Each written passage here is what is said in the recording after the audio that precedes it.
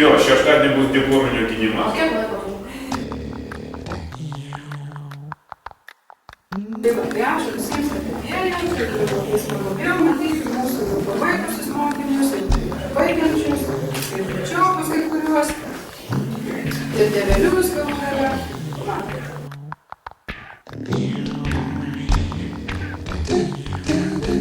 Mano darbas vadinasi sielos atspindys. Darbas susideda iš 5 stiklo dalių ir veidrodžio. Didelį dėmesį skyriau veidrodžiui, kuris yra specialiai pasendintas. Manau, labai gera idėja, kuri parodo, kad kiekvienas žmogus turi tam tikrų savo minusų, tam tikrų savo pliusų ir po savo blogų poelgio jo gyvenimo pasilieka kažkokia įvežta linija arba ten. Darbas yra savarankiškas ir mes labai susigalvojom, kad pasirinko, manęs nieko neklausė.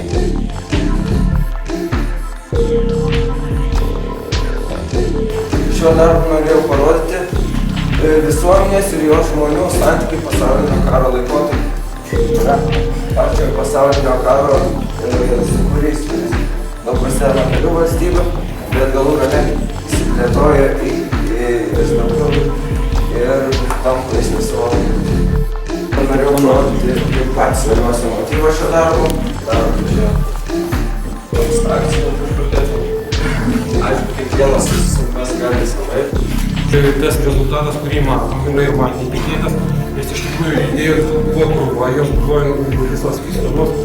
O tai, kas čia atsirado, tai atsirado labai savarankiškai, kaip girdėjo, prieš mėnesį sudomino tie karai pasaulyje. Tas ratas, tas tapybas kalbos kalbomis, o tapyba tapyba.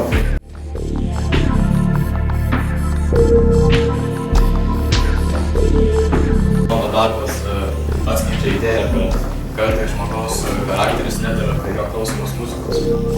Eskizą aš pamačiau dar, nežinau, prieš porą mėnesių ir aš nerealiai supratau, ką aš noriu to pavaizduoti ir maždaug prieš kokius pusvalandais man papasakojo, kas tai yra.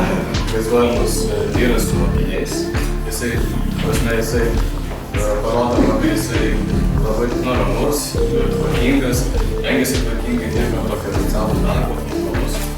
Ir tai parodoma būtent šitame stačiakampyje atradė, kurie tokios ir yra ramesnės formos.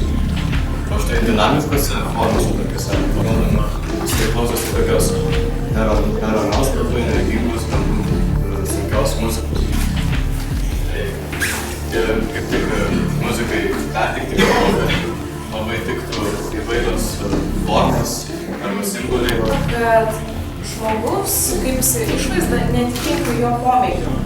Tai ir dar jis pasakė, kad tai yra visai netyčinis toks dalykėlis, kad tie grafiniai kvapai, kur vaizduoja rimtus žmonės, yra tokie nuobodūs, nykrūs, o tie, kurie yra tokie parodo, kokie jie yra iš tikrųjų, kokie muziką mėgsta, kokie yra pomėgiai, yra tokie dinamiški, išmėtyti.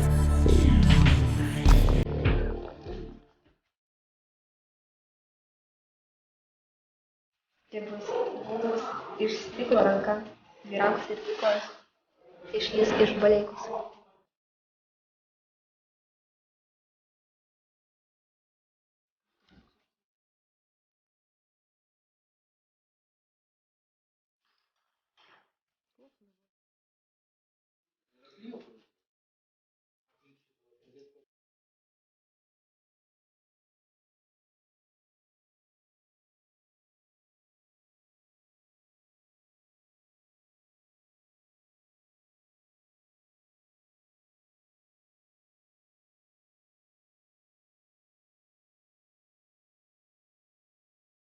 Pjausi, bet dabar plytais prispaus.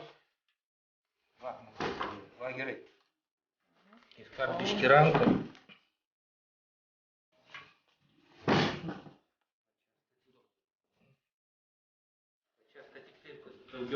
Savo darbą nes dvejoju, ar šis tipas išsigeps, ar neišsigeps, ar tobulai išsilydys, kaip turi būti. Ir tiesiog norėjau parodyti tą žmogui kitą jo pusę, kai jis dvejoja. Man labai patiko, ypač tas, kad viduje yra vanduo. Ir padariau savo mažą instaliaciją. Kitiems tai gali atrodyti, kad čia yra paprastas linksmos maudynės. Kitiems, kad kažkoksai tai žmogus skęsta. Arba vieni gali pamanyti, kad čia yra tiesiog kažkokie tai augalai. Labai smagu, kad Renata viskas pavyko tą darbą. Labai pavyko darbas, kad atrodo ne tik tai sako, kad darys, tik tai bendrauja, labai mielai šypsosi ir viską ten pasakoja, kad bus ir tokių.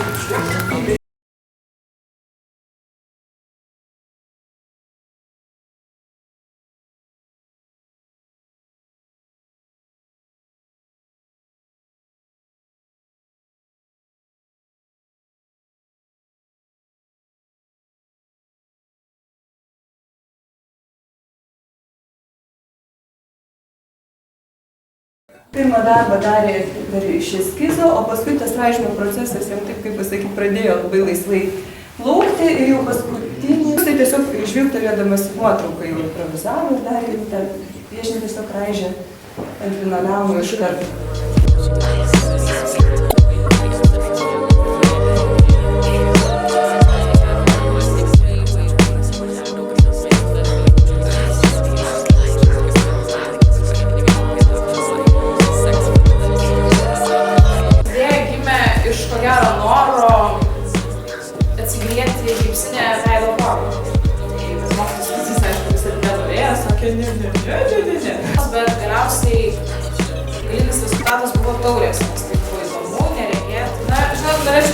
papasakojau, kiek nervų žmonėms kainavo šitos taurės, nes vieną vos nenužudžiau, įgipsavau.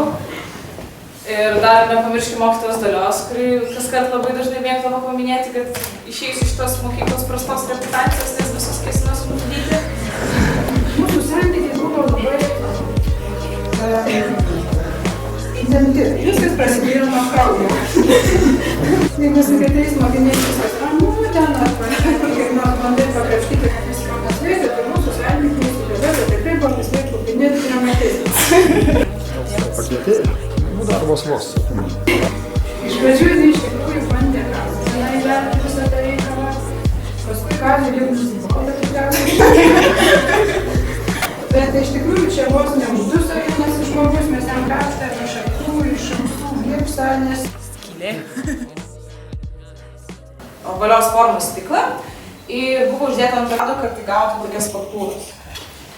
Taigi, o tas kojeles taip joviausi pas meistrą, kuris nebuvo visai mielas, kaip man norėjosi, ir nebuvo jis tokias tobulas, kaip man atrodė, bet kai dėjau į krosnį, viskas pasidarė labai fainai, labai čia tokie gražūs taškiukai, tai esu labai patenkinta už tą rezultatą.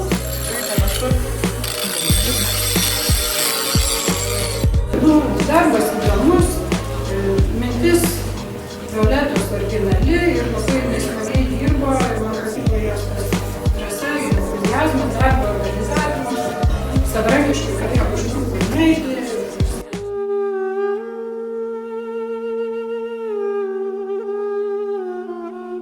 Šiaip visas darbas prasidėjo nuo noro išbandyti stiklą ir jo galimybės, nes nesu iš visų jo dirbus ir neįsivaizdavau, kaip jis gali lydytis ir panašiai. Pavadinimas yra šokančių žuvis, tai dabar tokia ale intriga.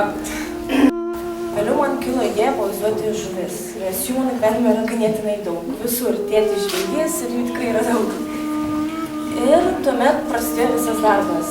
Prasidėjo to žuvies ieškojimas. Rinkau pačią gražiausią, pačią idealiausią, mokiau statyti į parduotuvę ir prašyti savo gražios žuvies. Ir tuomet buvo imamos gipso formos, jos džiovinamos, kepamos ir dedamos stiklas, dedamas įvairius stiklas. Jinai pradėjo labai ankstyvą darbą, bet mes buvom įklimpę čia į visokias technologinės problemas. Mes su Vaito praleidome daug laiko ir klijavome kitas žuvis, nes ir išspiginom akis, nes mes klijavom ją su UV-lempa. Tokie labai malonūs klijai, kurie kainuoja 100 litų. Arba kaip šokinėjimas, iššoka į vandenį. Ir dar buvo mintis galbūt padaryti tą vandenį banguojantį arba padaryti ratilus, bet jau mes šiandien įklimpę galutinai su laiku. Vaškasi dirbo, ieškojo, neprarado vilties, o visas tas. Bet manau, kad rezultatas labai smagus, žaismingas, gražus, gražiai stiklo medžiagos, kad riebalukai išnaudoti.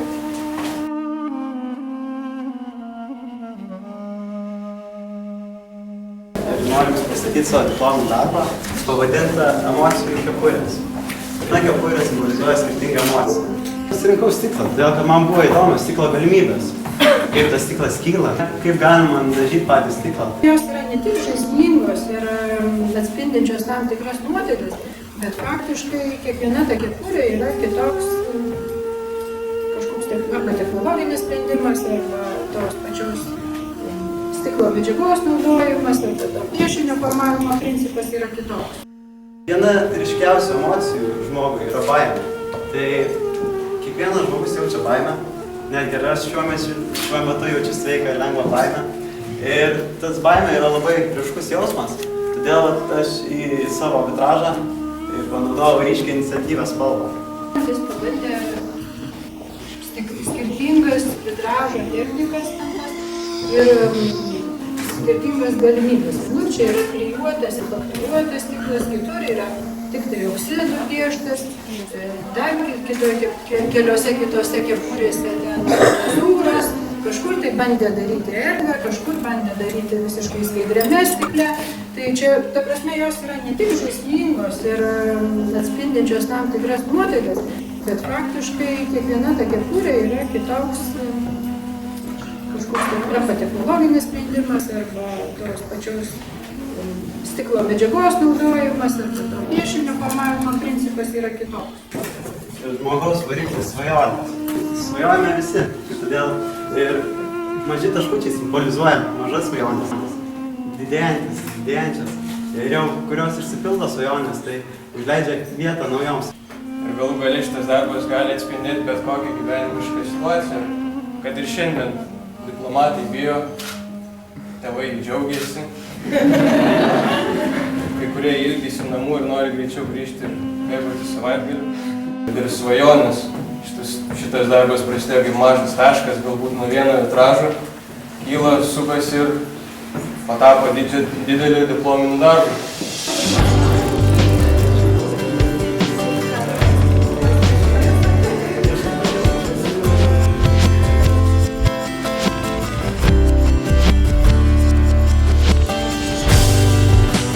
Laisvė tavyje, kur šviečiantis miestai, kažkur pasiklydę nakties tyloje.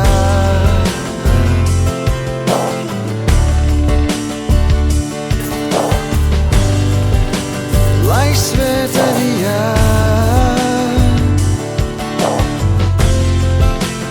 pamirštas sapnas,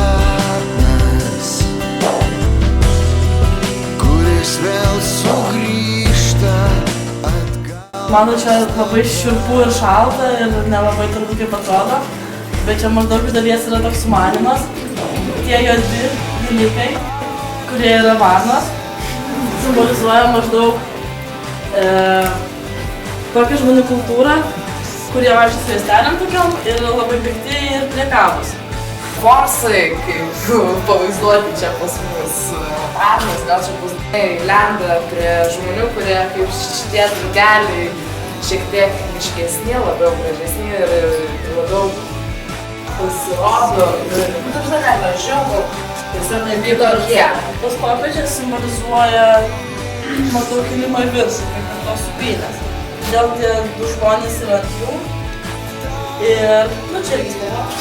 Tai, manau, šitas darbas jai labai atviras ir dušas. Čia yra, aš įsivaizduoju tai, ką jūs jaučiate po gyvenimą. Ir man atrodo, svarbi ir gera ta darbas. Mūsų darbas savo sėkmės susigyvo tam tikros dėmesį tos iškompiuterių, įvairių scenografijos instaliacija. Visai įdomu. Žodžiu, sėkmės, tau neprarasta kūrybiškumo ir toliau.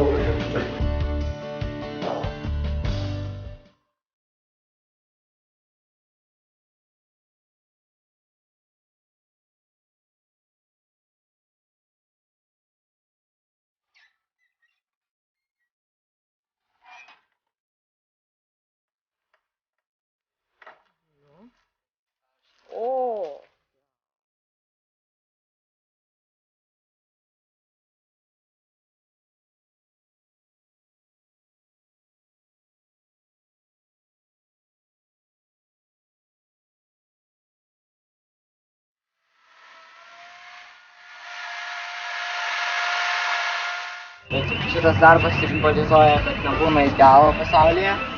Mokslo metų eigoje pradėjo bandyti drožinėti medį, kam tai patiko. Jis nusprendė padaryti tą diplominį darbą, tokį klasikinę skulptūrą iš kietos ir sunkiai įveikiamos medžiagos, tai yra ąžuolo.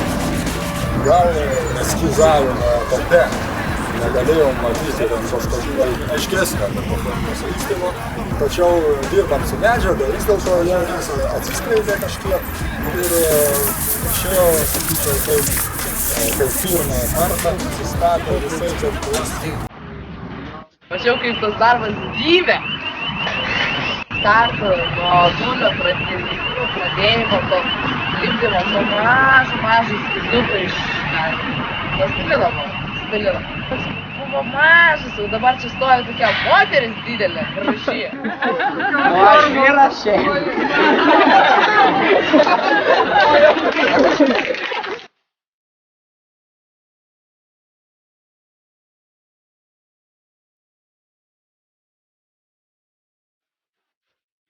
Aš labai mėgstu virtuvę, valgyti, panašiai ir viskas, kas su tuo susiję.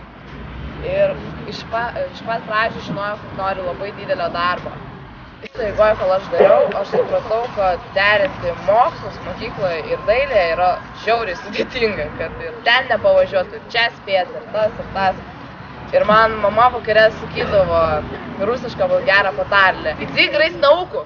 Давай, гранит науки вперед. Ir verčiama graužti mokslo granitą. Manau, kad šitas darbas labai atspindi Evą. Todėl nes jinai visą laiką nori, kad jie visi matytų, kad atkreiptų dėmesį, kad dideli daiktai tai ir atspindi. Bet iš pradžių jinai dar mąstė, kad šitie daiktai galėtų būti kaip žmonių norai, nes jinai paprastus tokius kasdienius daiktus paėmė ir juos išdidino, kaip kartais būna, kad dideli žmonių norai ir kaip tarkim į šaukštą prikrauti akmenys, tai reiškia, kad žmogus, kai per daug nori, tai kartais labai sunku pakelti tuos visus savo norus. Taigi aš nusprendžiau savo darbą įmontuoti į tokius grubius didelius akmenius, kurie simbolizuoja tą mokslo granitą sudėtingą. Ir savo mylimiausius įrankius, kurie tokie dideli, gražiai, spindi. Panašiai yra spurvina ir tas gipsas visur, kad ir ausis prilizdo, ir nosis taip pat baisu. Šauni Eva, šaunus darbas. Viskas labai gerai, tiesa. Ten visa balta, apsinešus, gipsu, tokiais nors akiniais. Nu, žodžiu, visai būdavo labai smagu juos stebėti, aš tik pasižiūrėdavau jie.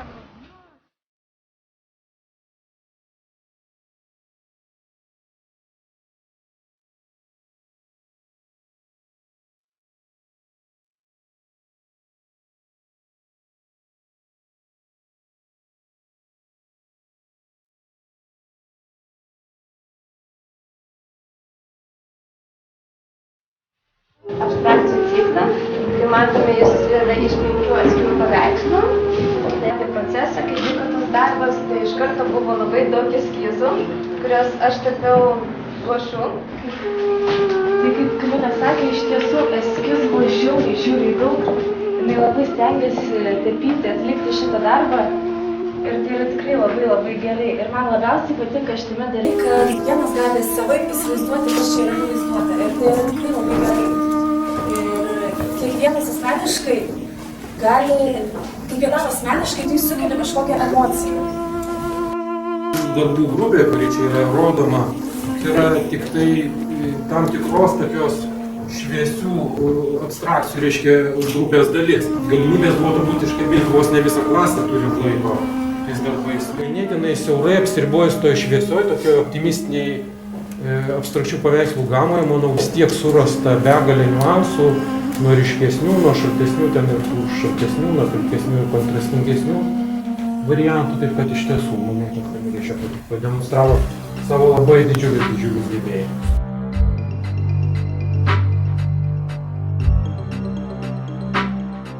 Tai čia mano nuomonės darbas. Pagrindinė idėja buvo parodyti, kad gatvės menas nebūtinai gali būti pavaizduotas ant namų sienų. Tai įdomu, kad toks gatvės menas lyg ir kažkas sudėtingo, bet padaryta su guašu ir tokį paprastumą duoda. Čia matote pirmą personažą, tai būtų fantazija. Kodėl fantazinė? Todėl, kad pas jį ilgos kojos, ant veido uždėta kaukė ir, taip tariant, išaugę angelas pamai.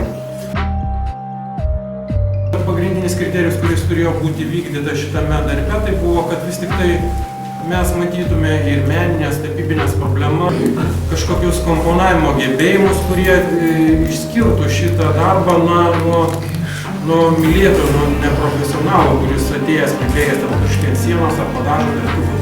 Tiek, kiek devintokas sugeba, tai mano nuomonė čia yra labai. Puiku, džiaugiuosi.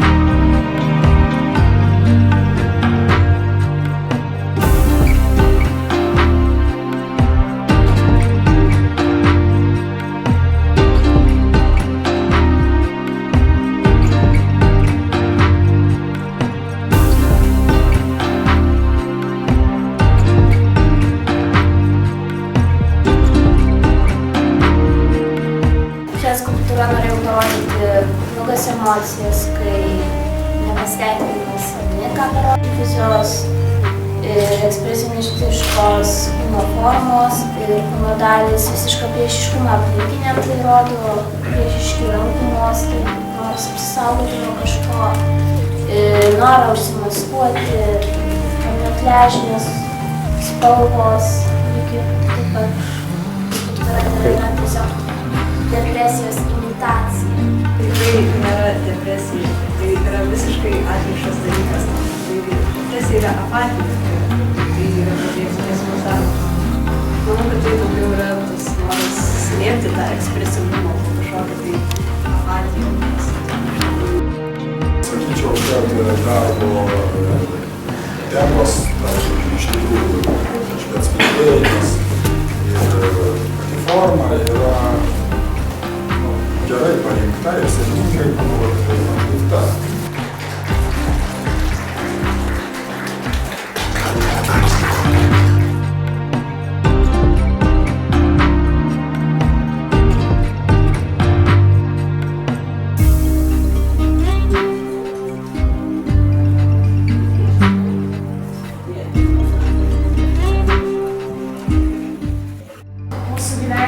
Visuomenė. Ir kiekvienas tikriausiai pastebėjo, kad visuomenė dažniausiai yra pilka ir mes jos nepaistome. Ir tas žmogus, kuris toje pilkoje masėje sugeba išsiskirti, jį galima pavadinti tikrą asmenybę žmogumi, kuris moka visą gyvenimą kovoti už save, būti savimi ir žinoti savo tikrąjį aš ir parodyti dar kitiems.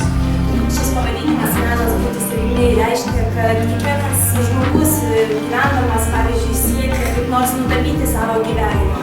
Ir išlieka tikriausiai tie, kurie išlieka savimi, kurie nutapo savo gyvenimą ryškiausiomis spalvomis. Ir kai pamačiau čia jūsų visų darbų šiandien, tai man atrodo, kad jūs visi tikrai esate šitie krypti žmonės, tikrai šitas geltonas žmogiliukas.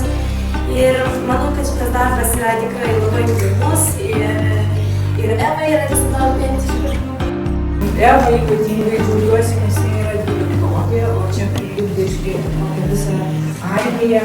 Ir dar apie tą idėjinę pusę, tai čia aišku galima išvelgti kaip tik tą grožį tų pilkųjų žmogeliukų. Gal dabar šiuolaikinė mene ir labai rutuliojama ta mintis, kad išvelgti tai, kas yra nepastebima, tą mažąjį žmogų, pilkąjį žmogų.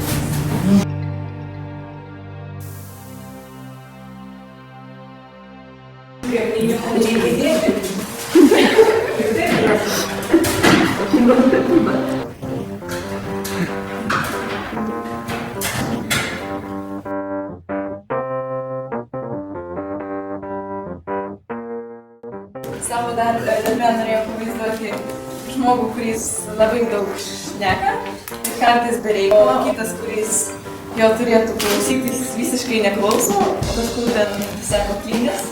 Ir visą tai, ką tas žmogus jam pasako, eina tiesiai į šiukšlių dėžę. Taigi, žmogus tarsi turėtų klausytis, bet ne visada girdi. Ir lūpas, kurie daug gali šnekėti, bet yra reikalo. Manau, kad Greta tikrai padarė didelį darbą, nes suvykdė daug figūrų ir turbūt jo anatomijų mokėsi čia lipdydama. Iš esmės, manau, kad tokia labai gyvenimiška situacija, nes ne kiekvienas parodo tai, kaip jis pats atrodo. Ir žinau, kad Greta kartais panaši į tą situaciją. Ir visi iš mūsų kažkada pakliuvo į tokią situaciją, vis tiek kartais norėtume klausyti kitą žmogų, tačiau negalime. Ir kalbėjimas be reikalo, neklausimas, neįsiklausimas, nesupratimas, tai yra šiais laikais labai aktuali problema. Ir taip nesinorėtų, kad jinai būtų mūsų mokykloje, tai pasirodo, ir čia yra tokios problemos, ir tai yra tiesiog aktualusis menas. Sveikinu.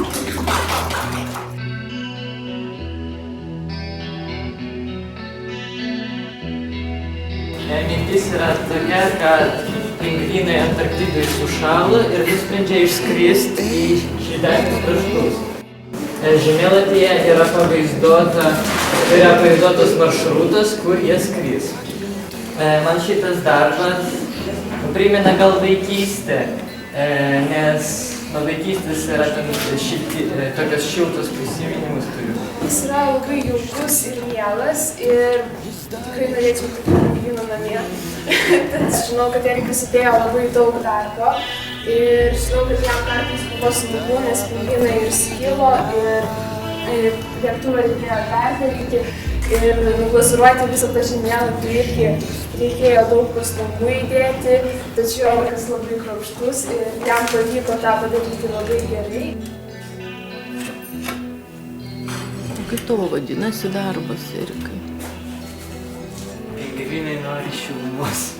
Ir išties ir pati idėja vaikystės, kad tą, ką mes norėjome padaryti vaikystėje ir to negalėjome to įgyvendinti, mes to galime įgyvendinti dabar. Manau, kad jam pavyko mums visiems įrodyti, kad kartais svajonės virsti realybę ir mes visi tikriausiai turime to siekti. Randamos darbus labai daug laiko reikia pačiam tam procesui įgyvendinimui ir mažai laiko lieka idėjiniams ieškojimams. O čia tuos pingvinus irgi galima visai žiūrėti apie žmonių ten kažkokius tai neįgyvendintus norus. Ką buvo sumanęs, padarė viską puikiai. Sveikinimą irgi.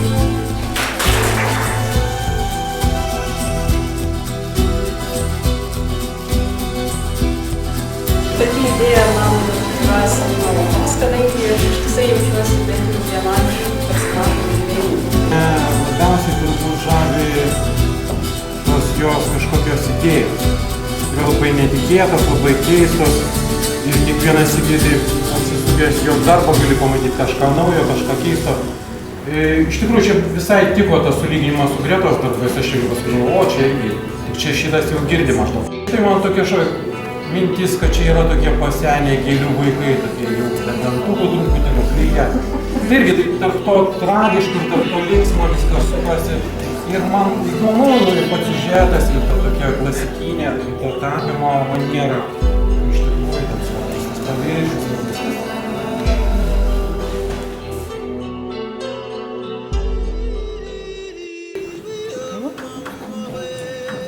Šiuo darbu aš norėjau iš tikrųjų susijęti dvi savo aistras, tai būtų kelionės ir fotografija.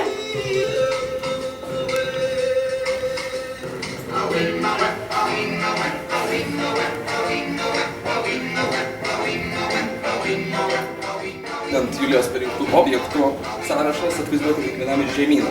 Tai vat ir kažkoks čia elnias. Vaizdajuostė yra išraiška, būtent tai, kaip mes įamžiname savo kelionę. Kas man jame labai patinka, taip kad tai yra, kad ta juosta, ta vaizdajuostė, kaip ir įgavo savo antrą gyvenimą. Tai yra, buvo kažkaip vėl panaudota, prikelta kažkokiam veiksmui, gavo kažkokią meninę formą ir, taip pat žaismingai, kaip sakant, atvaizdavo visą tai, kas buvo joje kažkada įrašyta. Jis liečia šitą stop motion technologiją, tai yra, gal daugelis iš jūsų žino, kas tai yra realiai daromas kiekvienas kadras ir po to jas lipdami į vieną kitą. Problema ta, kad tu negali šitą darbą ištęsti į kelias dienas. Pradėjęs šitą darbą, tu realiai jį turi tęsti 56-80 valandų ir baigti. Tai asmeniškai mane labai žavi, kaip sakant, tas didžiulis darbas. Labai savarankiškai mergina. Bet padarė viską gerai. Simbolius susirinko teisingai.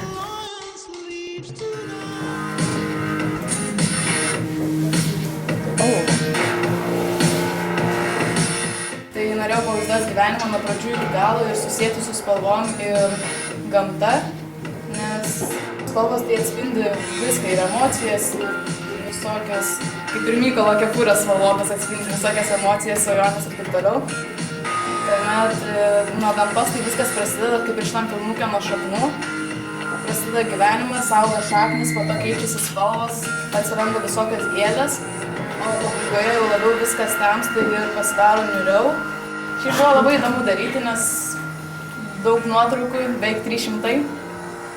Modelius rinkdavom, ką galima išpaišyti, kas sėdės ramiai visą vakarą, kurį mes fotografuosim visą vakarą, nusakėm, nejudėk, sėdėk ramiai. Tai va, ir čia buvo labai smagus darbas, manau, labai pavykęs, labai gražus. Grafinės pusės jinai yra pati geriausia mano. Taip momentas taip atsitiko, kad Taip netyčia viskas persikėlė į virtualią erdvę, nors mūsų disciplina vadinasi fotografija, bet tiesiog darbo eigoje labai abiem patiko. Šitos metodikos ir tos metodikos persikėlė į video. Čia mano diplominis darbas, tai susidėtų iš 3 planšetų, užrašų knygelės ir marškinėlių. Stilius vienos fiktyvios firmos, kurią aš išgalvojau. Ir čia žmogus tik žmogus ir tai galima išplėsti žmogaus susireikšmimas ir mano viso potėmė tai, kad šiais laikais žmonė yra susireikšminusi. Iš ko viskas kilo, tai yra plakatas, piešinys čia yra ranka daryta. Paprastas kasdieninio vartojimo dalykus, tai marškinėliai ir mašinos dizainas, sąsiuvinys, tai atskleisti šitą idėją ir tai padaryti ne kažkokiu įkyriu būdu, tokiu netiesioginį, tiesiog žmonės, kurie naudotojai visą tai pirmą būtų gražu, estetiškai patrauklu, o tik tada jie galėtų jau ir pasigilinti, ką aš noriu pasakyti ir taip toliau. Marškinėlių automobilio kaip foninis tas dekoras panaudotas vėžlio kiauto motyvas. Kokia to visa idėja, kad už viso to, už saulės, tarkim šiuo atveju, slypi dar didelis vėžlys, tai žmogus nuo nieko nepabėga, jis atgavo tik tai save. Ir mano tipas toks ir yra pasirinktas. Iš Juozo nupiešto plakato, kaip ir atvirkščiai išsivystė toks, kas dabar pradžios vadoma, simbolis, tai yra iš jūrų vadinimo vėžlio, kaip yra toks natūralios pirminės gamtos simbolis. Žodis veidė reiškia iš lotynų kalbos priežastis, tai svežiai būtų visą to priežastis. Dabar sistemingai iš pat pradžių jau turėjo idėją. Buvo domėtasi ne tik, kaip viskas gali čia gražiai atrodyti vizualiai, bet dar yra perskaičius jo tą raštinį darbą. Supratau, kad čia ir šiek tiek kalbomis domėtasi, žodžio reikšmėmis, neatsitiktinai parinktas žodis. Ir žinoma, tas mitas apie vėžlį irgi, manau, čia yra labai svarbus ir neatmestinas.